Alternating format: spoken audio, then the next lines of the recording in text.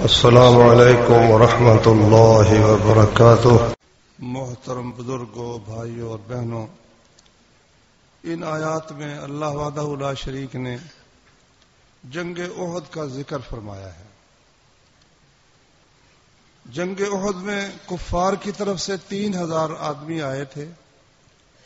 رسول کریم صلی اللہ علیہ وسلم 1000 آدمی لے کر نکلے، لیکن عین موقع پر عبداللہ بن ابی منافق نے یہ بہانہ کر کے کہ جی ہماری بات نہیں مانی گئی، ہم تو کہتے تھے کہ مدینہ کے اندر رہ کے لڑنا چاہیے، ہماری بات نہیں مانی گئی۔ بھائی تمہاری بات مانی نہیں گئی، تم نہ نکلتے ہی نہ۔ عین میدان میں آ کر وہ 300 آدمی لے کر واپس چلا گیا۔ اب 700 آدمی محمد الرسول اللہ صلی اللہ علیہ وسلم کے ساتھ رہ گئے۔ ترتیب آپ نے ایسی کمال بنائی، جن لوگوں نے احد دیکھا ہے وہ ذرا تھوڑا سا میں بیان کرنے کی کوشش کرتا ہوں نقشہ۔ شمال کی طرف وہ پہاڑ ہے، وہ پہاڑ کے آگے ایک کونا سا بنا ہوا ہے، گوٹھ بنی ہے، کونا شیپ گھاٹی ہے۔ اب مدینہ اس طرف ہے، جنوب کی طرف ہے، تو یہاں پہاڑ سے اس طرف ایک چھوٹی پہاڑی ہے۔ وہ جو جاتے ہیں مدینے انہوں نے وہ پہاڑی دیکھی ہے، اور پہاڑی کے شمال کی طرف پہاڑ کی طرف دیکھیں تو درمیان وہ 4 دیواری ہے جہاں احد کے شہید دفن ہے۔ یہ ہے نقشہ اس کا، یعنی شمال کی طرف پہاڑ ہے، پہاڑ میں ایک گھاٹی ہے، اور اس سے آگے مدینہ کی طرف ایک چھوٹا پہاڑ ہے۔ مشرکین جو تھے انہوں نے ڈیرا یہاں میدان میں لگا، اس پہاڑ کے قریب ڈیرا تھا ان کا لشکر یہاں تھا۔ رسول کریم صلی اللہ علیہ وسلم نے اپنا لشکر وہ اس گھاٹی میں اس کو معسکر بنایا، اپنے لشکر کی جگہ وہ پہاڑ کے اندر جو جگہ تھی اس کو بنایا۔ اب نبی کریم صلی اللہ علیہ وسلم کے درمیان اور کفار اور مدینے کے درمیان کفار کا لشکر تھا۔ آگے مدینہ ہے، اس سے آگے کفار کا لشکر ہے، اس سے آگے رسول کریم صلی اللہ علیہ وسلم پہاڑ کو اپنی پشت پر لے کر وہاں انہوں نے ڈیرا لگایا ہے۔ اچھا، اس طرف سے نبی کریم صلی اللہ علیہ وسلم نے آگے بڑھنا ہے، اور اس طرف سے کفار قریش نے آگے بڑھنا ہے۔ تو خطرہ یہ تھا کہ کہیں پرلی طرف سے چکر کاٹ کر کفار وہ مسلمانوں کے جب وہ لڑائی شروع ہو تو پیچھے سے پہاڑ کی طرف سے آ کر وہ حملہ نہ کر دے، یہ تھا خطرہ۔ تو نبی کریم صلی اللہ علیہ وسلم نے 50 آدمیوں کو عبداللہ بن جبیر رضی اللہ عنہ کی عمارت میں وہاں اس پہاڑی پر کھڑا کر دیا، اور انہیں یہ تاکید فرمائی کہ تم نے اس جگہ سے ہلنا نہیں، خواہ ہمیں فتح ہو خواہ ہمیں شکست ہو۔ حتیٰ کہ فرمایا کہ اگر تم دیکھو کہ پرندے ہمارا گوشت نوچ رہے ہیں پھر بھی تم نے یہ جگہ نہیں چھوڑنی۔ اتنی تاکید کی رسول کریم صلی اللہ علیہ وسلم۔ لڑائی شروع ہوئی، بڑی خوفناک لڑائی شروع ہوئی۔ قریش مکہ کے جو کافر تھے ان کا جھنڈا وہ بنو عبد الدار قبیلے کے پاس ہوتا تھا۔ ابو سفیان وہ مجموعی طور پر لشکر کا سردار تھا، سپہ سالار تھا، اور جو گھوڑ سوار تھے اس دستے کے سالار خالد رضی اللہ عنہ تھے۔ اس وقت وہ کافر تھے۔ ابو سفیان نے ان کو قائم رکھنے کے لیے بنو عبد الدار کو کہا کہ دیکھو بدر میں جھنڈا تمہارے ہاتھ میں ہوتا ہے، کیا تم نے اس دن کیا؟ اب بھی اگر ایسے ہی کرنا ہے تو جھنڈا ہمیں دے دو۔ نہیں ہم کریں گے۔ جھنڈا ان کے ایک آدمی کے ہاتھ میں تھا۔ لڑائی شروع ہوئی، کچھ حصہ اس کا پہلے میں بیان کر چکا ہوں۔ بڑی خوفناک لڑائی شروع ہوئی۔ ایک ان کا جو علم بردار تھا وہ قتل ہوا، پھر اس کے قبیلے کے دوسرا قتل ہوا، پھر تیسرا قتل ہوا، پھر چوتھا قتل ہوا۔ 6 آدمی ایک گھر کے قتل ہوئے، ایک گھر کے، اور 4 آدمی اس قبیلے کے جھنڈا اٹھاتے ہوئے، جو ہی کوئی جھنڈا اٹھاتا مسلمان کوئی نہ کوئی مجاہد اللہ کے فضل سے اس کو قتل کر دیتا سارا، کیونکہ اصل فیصلہ تو جھنڈے پر ہوتا ہے نا، تو جھنڈے کے اوپر مسلمانوں کی ترکیز تھی، توجہ تھی۔ آخر کار پھر وہ 10 بندے جب قتل ہوئے تو ان کے ایک غلام نے جھنڈا اٹھایا، تو اس نے بھی بڑی بہادری دکھائی، اس کا ایک ہاتھ کٹا، اس نے دوسرے ہاتھ میں پکڑ لیا، دوسرا ہاتھ کٹا، اس نے اس طرح چمٹا لیا، آخر مسلمانوں نے اس کو بھی قتل کر دیا۔ پھر جھنڈا اٹھانے کی جرت کسی میں نہیں رہی، پھر مسلمانوں نے ان کو کاٹنا شروع کر دیا۔ اس میں حضرت حمزہ رضی اللہ عنہ بھی شہید ہوئے، وہ واقعہ میں سے پہلے آپ کو سنا چکا ہوں۔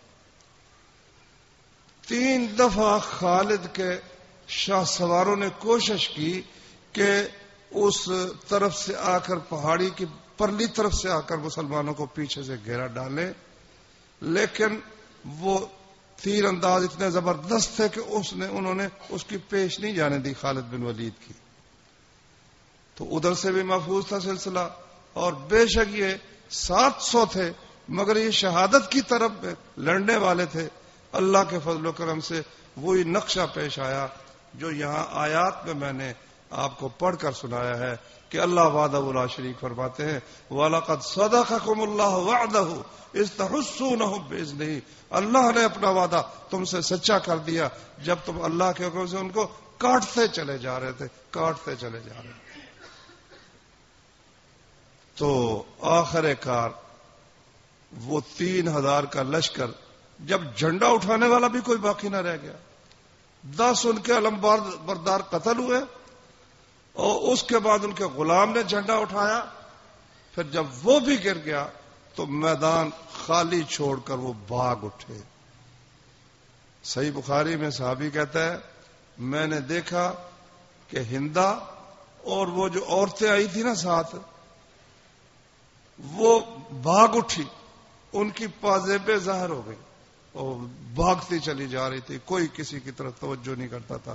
میدان جب خالی ہوا، بھاگ اٹھے وہ لوگ، تو مسلمانوں نے پھر وہاں مال غنیمت جمع کرنا شروع کیا، ان کی چھوڑی ہوئی چیزیں جو تھی جمع کرنی شروع کی۔ اب یہ موقع ہے جہاں غلطی ہوئی اس پہاڑی والوں سے، اس ٹیلے والوں سے، جبل الرمات والوں سے۔ اور اس میں بھی اللہ وحدہ لا شریک کی حکمت، ہر کام میں حکمت ہوتی ہے نا، کہ کوئی شخص یہ خیال نہ کرے کہ بھائی جہاں رسول کریم صلی اللہ علیہ وسلم ہوں گے وہاں ہر حال میں فتح ہی فتح ہوگی، نہیں، یہ اللہ کے ہاتھ میں ہے۔ بہت سی چیزیں اللہ تعالیٰ اس جنگ میں مسلمانوں کو سکھلانا چاہتا تھا۔ تو بات تو یہ ہے کہ اگر تم حکم مانو گے تو کامیاب ہو جاؤ گے، نافرمانی کرو گے تو ناکام ہو جاؤ گے، اور پھر اس نافرمانی کا نتیجہ اور نقصان صرف اس ٹیلے والوں کو نہیں ہوا بلکہ تمام مسلمانوں کو ہوا۔ محمد الرسول اللہ صلی اللہ علیہ وسلم کو بھی زبردست زخم آئے۔ غلطی ان چند آدمیوں کی تھی، خمیازہ پورے مسلمانوں کو بھگتنا پڑا۔ اس لیے ہم لوگ جب یہ کہتے ہیں نا جی کوئی غلطی اگر کرتا ہے تو اس کی اپنی غلطی ہے، اپنی غلطی کسی کی بھی نہیں۔ ہم جتنے مسلمان ہیں سب کے سب ایک کشتی کے سوار ہیں۔ اگر کوئی شخص اس کشتی میں سوراخ کرتا ہے تو دوسرا یہ کہہ کر کہ بھئی اس کا وہ جانے، اس کا کام جانے، نہیں، اگر وہ کشتی غرق ہوگی تو سب کے سب اس کشتی کے سوار غرق ہوں گے۔ جنگ احد کا سبق بھی یہی ہے کہ انہوں نے جب رسول کریم صلی اللہ علیہ وسلم کی نافرمانی کی، وہ اترنے لگے کہنے الغنیمہ یا قوم الغنیمہ، او بھائیو چلو ہم بھی غنیمت میں شریک ہوتے ہیں، غنیمت لوٹ کرتے ہیں، اکٹھا کرتے ہیں مال۔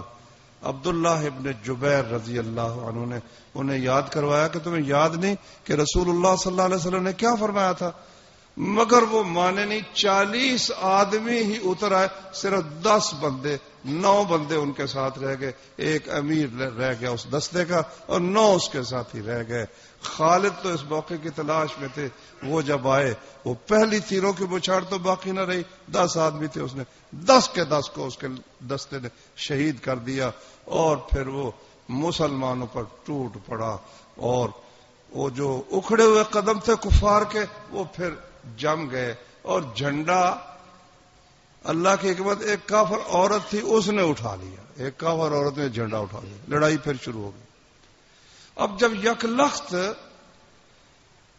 حملہ ہوا نا تو قدم اکھڑ گئے مسلمانوں کے، کچھ تو بھاگ کر ادھر چلے گئے پہاڑ کی طرف، کچھ مدینے کی طرف چلے گئے۔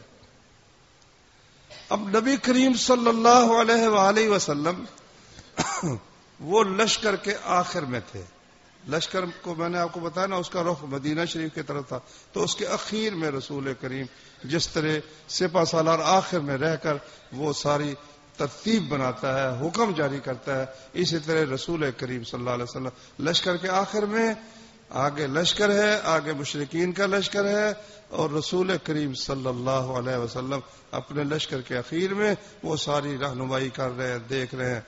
یک لخت جب حملہ ہوا نا اور مسلمانوں کے قدم اکھڑے تو دیکھا کہ خالد بن ولید اور اس کے ساتھی خود رسول اللہ صلی اللہ علیہ وسلم تک پہنچ گئے، تو لشکر آگے تھا، اور والرسول یدعوکم فی اخراکم، رسول لشکر کے آخر میں تمہیں آوازیں دے رہا تھا۔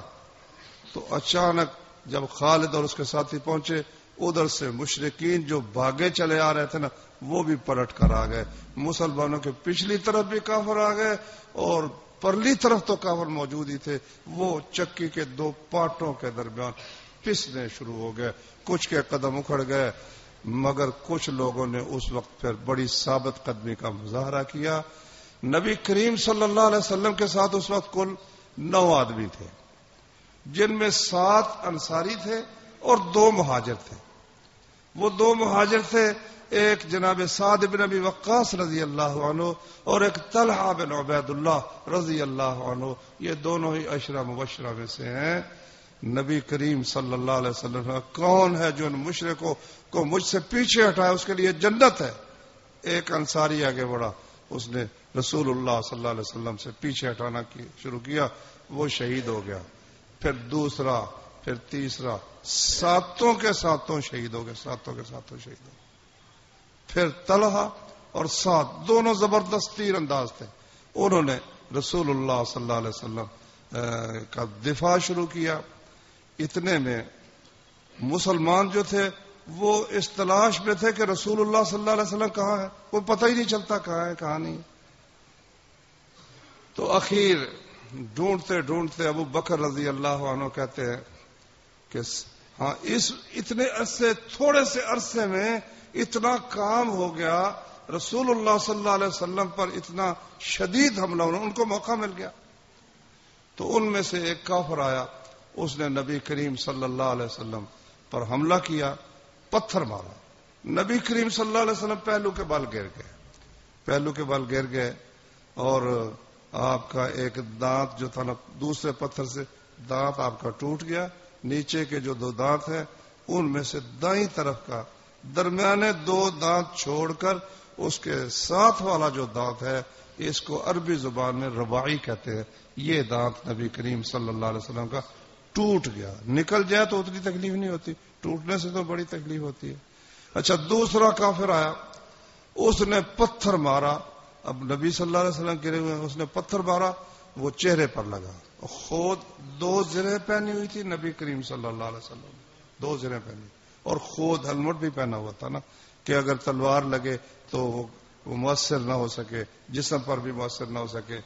تو اس نے نبی کریم صلی اللہ علیہ وسلم کے چہرے پر وہ مارا، وہ خود کی جو کڑیاں تھیں نا 2، یہ رخسار کی ہڈی کے اندر دھس گئیں، 2 ہڈی کے اندر دھس گئیں، اور پھر اس نے تلوار ماری اس کندھے پر، چونکہ 2 زرہ تھی، کٹا نہیں کندھا نبی کریم صلی اللہ علیہ وسلم کا، لیکن وہ مہینہ 1.5 مہینہ بعد میں بھی شدید تکلیف رہی نبی کریم صلی اللہ علیہ وآلہ وسلم کو۔ یہ تھوڑے سے وقت میں یہ سب کچھ ہو گیا، نبی کریم صلی اللہ علیہ وسلم شدید زخمی ہو گئے۔ تو اس دوران اب نبی صلی اللہ علیہ وسلم نکل کے پیچھے کافر آ گئے، اپنا جو ٹھکانہ تھا وہ تو پہاڑ کے دامن میں تھا نا، اصل جو جگہ تھی، اب آگے سے بھی کافر ہے، پیچھے سے بھی کافر، وہ جانے دیتے نہیں، نکلنے دیتے نہیں ہیں۔ اب مسلمان ڈھونڈتے ڈھانڈتے نبی کریم صلی اللہ علیہ وسلم لڑتے بڑھتے وہ اس فکر میں تھے کہ ہم محمد الرسول اللہ صلی اللہ علیہ وسلم کو تلاش کر کے ان کے گرد گھیرا ڈالیں تاکہ آپ کو کوئی نقصان نہ پہنچ سکے. ان میں سب سے پہلا شخص جو رسول اللہ صلی اللہ علیہ وسلم تک پہنچا یہ تھے جناب ابو بکر رضی اللہ تعالی عنہ. کہتے پہلا میں لوٹ کے آیا نا جب تو میں نے دیکھا کہ طلحہ اور ساتھ وہ بڑی جاں فشانی کے ساتھ رسول اللہ صلی اللہ علیہ وسلم کا دفاع کرنے کے لیے لڑ رہے ہیں. طلحہ زخمی بھی بڑے ہو گئے, تقریباً 11 زخم ان کو آئے, ہاتھ کی انگلیاں بھی کٹ گئی تو وہ گر پڑے تھے. تو جب ابو بکر پہنچے اور ان کے ساتھی تو رسول اللہ صلی اللہ علیہ وسلم میں اپنے بھائی کو سنبھالو تو کچھ اس کو سنبھالا. پھر رسول اللہ صلی اللہ علیہ وسلم کے ساتھ کے ارد گرد انہوں نے حصار بنا کر وہاں سے آہستہ آہستہ پیچھے ہٹنے کی کوشش کی, مگر کفار پیچھے ہٹنے نہیں دیتے تھے. اچھا, ان لوگوں میں جناب مصعب بن عمیر رضی اللہ عنہ بھی تھے جو مسلمانوں کے علمبردار جھنڈا اٹھایا ہوا تھا. ان کی شکل رسول اللہ صلی اللہ علیہ وسلم سے ملتی تھی. وہ عبداللہ بن قبیہ جس نے نبی صلی اللہ علیہ وسلم کے پتھر مار کر آپ کا چہرہ زخمی کیا تھا, اس نے یہ سمجھا کہ یہ رسول اللہ صلی اللہ علیہ وسلم ہیں. اس نے پھر ان کو شہید کر دیا اور اس نے جناب علی نے اعلان کرنا شروع کر دیا کہ میں نے محمد کو قتل کر دیا ہے. اب یہ اعلان ہوا جس وقت تو مسلمانوں کے حوصلے بالکل ہی ٹوٹ گئے الا ماشاء اللہ. پھر یہاں وہ موقع آتا ہے کہ جب دل میں ایمان ہوتا ہے پھر اس کی کیا حالت ہوتی ہے. ایک انصاری وہ گزرا ایک صحابی کے پاس سے, کہا کیا بات ہے بیٹھے ہوئے؟ کہتے ہیں محمد تو قتل ہو گئے تو اب ہم کیا کریں. اس نے وہ جملہ بولا جو قیامت تک یادگار رہے گا. کہتا ہے موتو علی ما مات علیہ رسول اللہ صلی اللہ علیہ وسلم. جس دین توحید اور کلمے پر محمد فوت ہوئے پھر تم کیوں نہیں فوت ہو جاتے, اسی پر تم بھی پھر فوت ہو جاؤ. یہ بات تھی مہاجرین اور انصار جو ہمت چھوڑ بیٹھے. دوسروں نے انہیں ہمت دلائی کہ بھائی یہ دین تو اللہ کا دین ہے, اگر محمد صلی اللہ علیہ وسلم نے اپنی جان دے دی ہے تو ہم بھی پھر اس پر اپنی جان دیں گے. لڑائی شروع ہو گئی, پھر بڑی شدید لڑائی. اس وقت عین میدان جنگ کے اندر پھر اللہ تعالیٰ کی ایک نصرت اور مدد نازل ہوئی جو میں نے قرآن مجید کی آیات پڑھی ہے اور آپ نے سنی ہے. ثم انزل علیکم من بعد الغم امانۃ. اللہ وحدہ لا شریک نے اس وقت ایک تھا نا کفار کا ہجوم اور ان کا گھیراؤ, یہ بھی زبردست ہے اور چلتی تلواریں بھی زبردست ہے, مگر اصل میدان میں لڑتا ہے تو بازو نہیں لڑتا, وہ دل لڑتا ہے. جب دل قائم ہوتا ہے نا پھر بازو بھی لڑتا ہے, جب دل ہی ہمت ہار بیٹھے پھر بازو کچھ کام نہیں کرتا.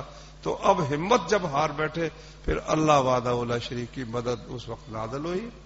فرمایا ثم انزل علیکم من بعد الغم امانۃ نعاسا.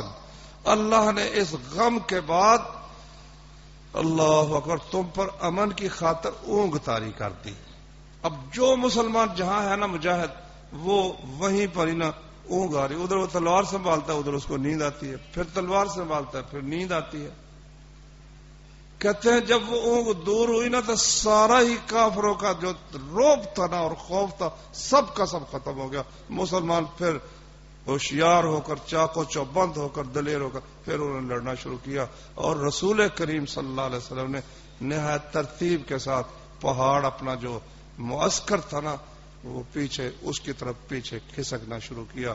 کفار بھی پیچھے پیچھے جا رہے تھے لیکن نبی کریم صلی اللہ علیہ وسلم کے ساتھی تھوڑے تقریباً 30 یا 40 ساتھی تھے جو ان کفار کو پیچھے ہٹاتے, تلوار کے ساتھ, تیروں کے ساتھ, نیزوں کے ساتھ پیچھے ہٹاتے ہٹاتے رسول کریم صلی اللہ علیہ وسلم کو اس پہاڑ کے دامن میں لے جانے کے اندر کامیاب ہو گئے.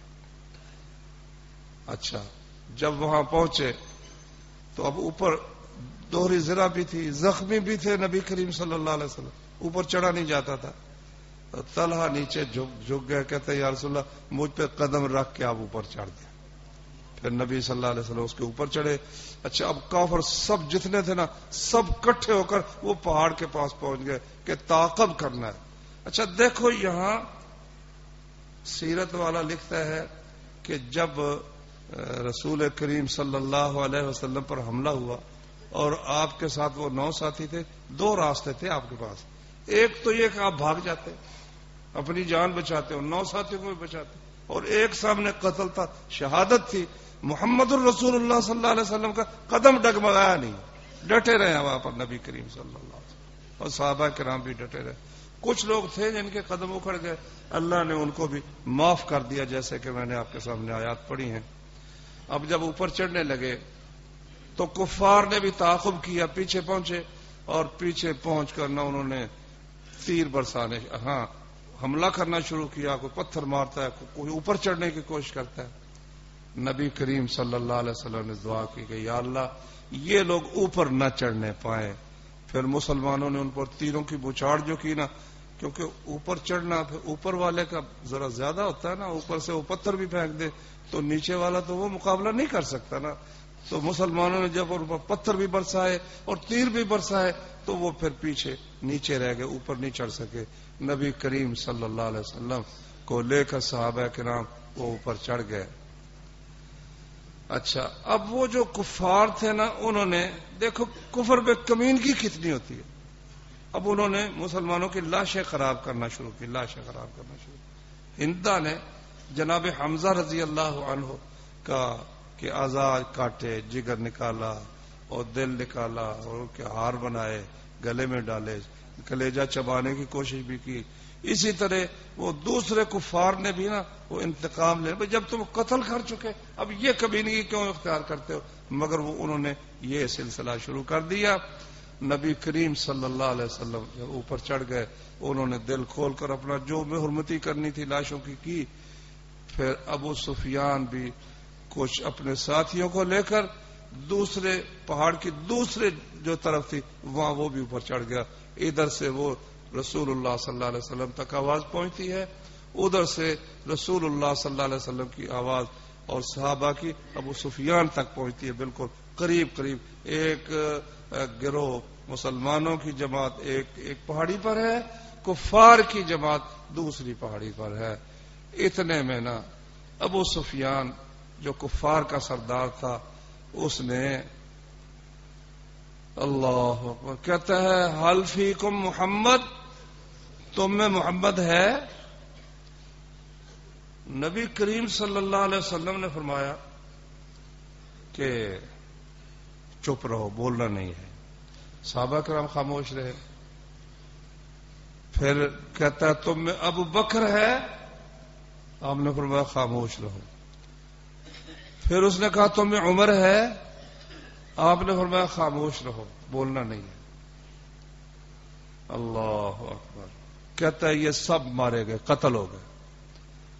عمر رضی اللہ عنہ سے پھر برداشت نہیں ہوا. کہتا ہے اللہ کے دشمن یہ سب زندہ ہیں تجھے ذلیل کرنے کے لیے، یہ سارے کے سارے زندہ ہیں. محمد بھی زندہ ہے، ابو بکر بھی زندہ ہے، عمر بھی زندہ ہے. تو یہاں تھوڑا سا ٹھہر کر سوچنا چاہیے. کچھ لوگوں نے مذہب دین یہ بنا لیا ابو بکر کی دشمنی، عمر کی دشمنی. سوچو کہ محمد صلی اللہ علیہ وسلم کے بعد کافر کس کو سمجھتے ہیں کہ اسلام کی محمد صلی اللہ علیہ وسلم کے بعد سب سے بڑی شخصیت اور اہم شخصیت کون ہے؟ سبھی کہیں گے وہ ابو بکر رضی اللہ عنہ، وہ عمر رضی اللہ عنہ. اچھا، اب وہ نا نعرے مارنے لگا. کہتا ہے اولو حبل، حبل اونچا، حبل بت تھا اس کا نا، جس طرح جے پکارتے ہیں ہندو، اسی طرح اس نے کہا اولو حبل، اے حبل آج اونچا ہو، آج تیری جے. اب خاموش نہیں رہ سکتے تھے نبی کریم صلی اللہ علیہ وسلم. اور میں اس کو جواب دو. ہاں جی کیا جواب دیں؟ اور میں اسے کہو اللہ اعلی و اجل، اللہ سب سے بلند ہے، سب سے جلیل ہے. حبل بیچارے کی کیا حیثیت ہے؟ اللہ اعلی و اجل. اچھا، اس نے کہا لنا عزا ولا عزا لکم، ہماری تو عزا ہے، دیوتا ہے، ہماری دیوی ہے، تمہارا کوئی عزا ہی کوئی نہیں. ہمارا تو داتا ہے، تمہارے پاس داتا ہی کوئی نہیں. نبی کریم صلی اللہ علیہ وسلم ان کو جواب دو. کہا کیا جواب دے؟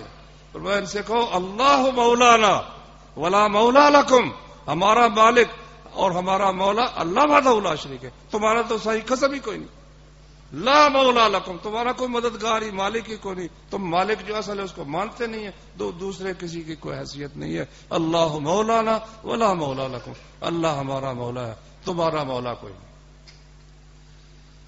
اب ابو سفیان نے کہا یوم بیوم بدر والحرب سجال، کہ بدر کے دن کے مقابلے میں پورا ہو گیا، یہ آج بدلہ پورا ہو گیا، اور لڑائی میں باری باری ہوتی، کبھی ایک کا غلبہ ہوتا ہے کبھی دوسرے کا غلبہ، تو بدلہ اتر گیا۔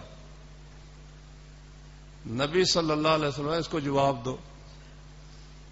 کہا جی کیا جواب دیں؟ کہا اس سے کہو کہ برابر نہیں ہو سکتے، تمہارے کافر تمہارے مقتول جہنم میں گئے، ہمارے قتل ہونے والے جنت میں گئے، برابر کیسے ہو سکتے؟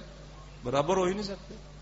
تمہارے لیے تو دنیا کے بعد کوئی جہان ہے ہی نہیں، تمہارا سلسلہ مرنے کے ساتھ ختم ہو گیا، ہمارا مرنے کے بعد شروع ہوا ماشاءاللہ، اللہ نے ہمیں شہادت سے نوازا، دونوں برابر نہیں ہو سکتے۔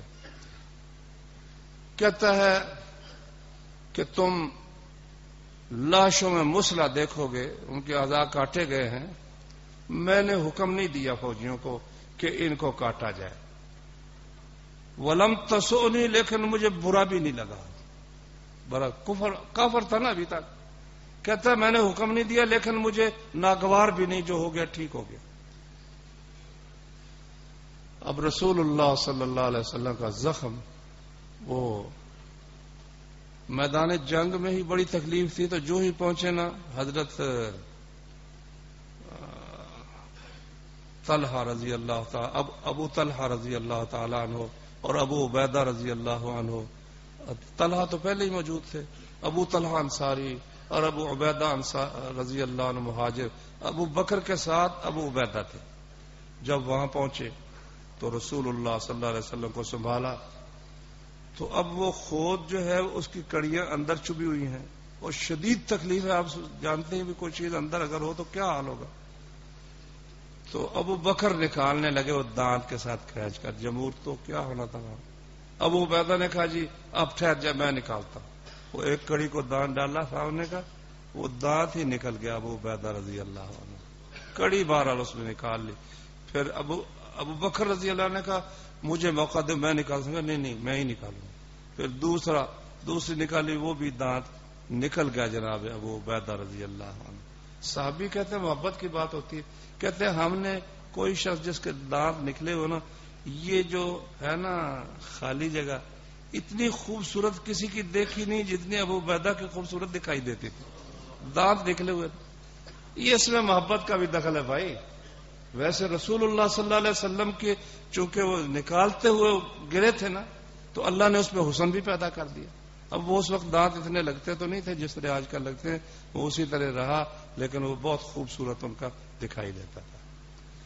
اچھا، اب پھر مسلمان عورتیں بھی پہنچی ہوئی تھی، حضرت عائشہ رضی اللہ عنہا، صحابی کہتا ہے میں نے دیکھا عائشہ کو اور فاطمہ کو اور ام ایمن کو لڑائی کے میدان میں، ام عمارہ ابو سفیان تک پہنچ گئی، ابو سفیان تک پہنچ گئی، مگر پیچھے سے ایک کافر نے ان کے کندھے پر حملہ کیا تو وہ بچ گیا ابو سفیان، اس کی زد سے وہ زخمی ہو گئی۔ عورتوں نے بھی شجاعت دکھائی نا۔ اب وہ زخم دھونے کے لیے، زخم علی رضی اللہ عنہ پانی لاتے تھے اور فاطمہ رضی اللہ عنہ وہ آپ کا زخم دھوتی تھی اور خون تھمتا نہیں تھا نا۔ پھر انہوں نے ایک چٹائی لی، اس کو جلایا اور راکھ اس کے اندر بھری اور بھر کر تب جا کر وہ جو ہے نا خون آپ کا بند ہوا۔ اس کے بعد پھر رسول کریم صلی اللہ علیہ وسلم، اچھا کافر جو تھے وہ وہاں سے، کہنے والا کہہ سکتا ہے کہ کافر فتح یاب ہوئے، مگر حقیقت یہ ہے کہ مسلمانوں کو نقصان بھی ہوا، مسلمانوں کو بھی کافروں کو بھی ہوا، مگر کافر فتح یاب نہیں ہو سکے۔ کیونکہ فتح یاب کس طرح ہوتے؟ فتح یاب ہونا تو یہ تھا کہ اللہ کے نبی بدر میں جب فتح یاب ہوئے تو 3 دن وہاں ڈٹ کے رہے، کھڑا ہوا جس نے آنا مقابلہ کرنا کر لے، اور یہ ہفتے کا دن تھا، جمعے کے دن تو رسول اللہ صلی اللہ علیہ وسلم نکلے تھے شام کو، ہفتے کا دن تھا، اور تو ظہر کے وقت یہ سور تک سب کچھ ہو گیا. رسول اللہ صلی اللہ علیہ وسلم نے ان زخموں میں ہی نماز ادا کی، ان زخموں میں آپ نے ظہر کی نماز ادا کی، اور وہ لوگ وہاں سے پھر چل دیے. اگر تم جو فاتح ہو تو پھر ڈٹو نہ یار رہو. اچھا پھر 2 قدم کے فاصلے پر مدینہ شریف موجود ہے، وہاں مال بھی موجود ہے، جائیدادیں بھی ہیں، عورتیں بھی وہاں موجود ہیں، بچے بھی وہاں موجود ہیں. بڑھو نا آگے بڑھ کر وہاں سے ان کو ایک بھی گرفتار نہیں ہوا، ماشاءاللہ ایک بھی مسلمان گرفتار نہیں ہوا. 70 شہید ہو گئے. بدر میں 70 کافر قتل ہوئے تھے اور 70 قیدی بنے تھے. تو اب کوئی پکڑ کے لے جاتے نا، کوئی قیدی بناتے، کوئی مال غنیمت ہوتا، پھر تو ہم کہتے فاتح ہیں. مکے کی طرف چل پڑے. رسول اللہ صلی اللہ علیہ وسلم کو بڑی فکر تھی کہ یہ پلٹ کر حملہ نہ کر دیں، کیونکہ ایک دفعہ نقصان تو پہنچ چکا ہے نا. آپ نے ذرا پیچھا کرو، دیکھو اگر یہ لوگ گھوڑوں پر سوار ہوں تو سمجھو کہ یہ مدینے جا رہے. اللہ کی قسم جو بھی ہو جائے پھر میں ان کا مقابلہ ہر حال میں کروں گا، مدینہ خالی نہیں چھوڑوں گا، میں پیچھے جاؤں گا. اور اگر اونٹوں پر سوار ہے اور گھوڑے بچا کے ساتھ لے جا رہے ہیں پھر سمجھو مکے کی طرف واپس جا رہے ہیں. اور خبر دینے والے نے آ کے بتایا کہ وہ جی گھوڑوں پر سوار نہیں ہوئے، اونٹوں پر سوار ہے. ہم نے ٹھیک ہے واپس جا رہے، چلے جائیں. یہ ہے اللہ کی خاص مدد جو اللہ نے اس موقع پر مسلمانوں کی اور رسول کریم صلی اللہ علیہ وسلم کی فرمائی. اللہ تعالی ہمیں بھی اپنے نبی صلی اللہ علیہ وسلم کے نقش قدم پر چلنے کی توفیق عطا فرمائے.